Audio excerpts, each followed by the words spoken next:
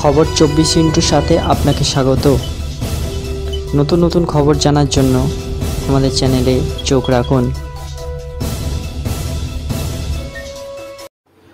নমস্কার দর্শক বন্ধুরা, স্বাগত আমাদের এই চ্যানেলে। ব্রোঞ্জ জিতেও দেশের গোল্ডেন রান এখন মনু ভাকের। প্যারিস অলিম্পিক থেকে 2টি পদক অর্জন করে দেশের নাম উজ্জ্বল করেছেন মনু। শুটিংয়ের পদকে 12 বছরে খরা কাটিয়েছেন হরিয়ানার মেয়ে।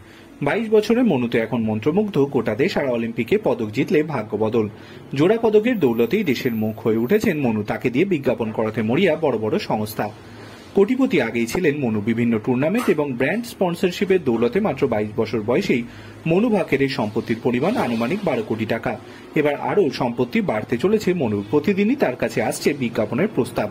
জানা গিয়েছে, অলিম্পিকে পদক জয়ের পর 40টি ব্র্যান্ডের কাছ থেকে বিজ্ঞাপনের প্রস্তাব পেয়েছেন Manu Bhaker.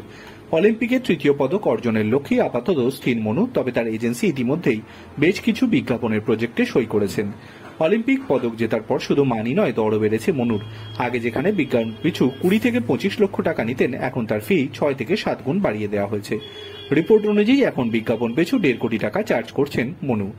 IOS sports and entertainment যে সংস্থা মনু ভাকের ম্যানেজমেন্টের দায়িত্বে রয়েছে, সেই সংস্থার সিইও তথা মার্কেটিং ডিরেক্টর নীরব তোমার বলেন, বিগত 2-3 দিনে 40টি বিজ্ঞাপনের প্রস্তাব এসেছে। আপাতত আমরা দীর্ঘমেয়াদী চুক্তির দিকেই নজর দিচ্ছি। কয়েকটি চুক্তি স্বাক্ষরও করা হয়েছে। তিনি আরো বলেন, পদক জয়ের পর স্বাভাবিকভাবেই ওর ব্র্যান্ড ভ্যালু 5-6 গুণ বেড়ে গিয়েছে। আগে 20-25 লক্ষ টাকা নেওয়া হতো, এখন বিজ্ঞাপন পিছু 1.5 কোটি টাকা চার্জ নেওয়া হচ্ছে। 1 বছরের চুক্তির জন্য এই চার্জ নেওয়া হচ্ছে। Bureau report.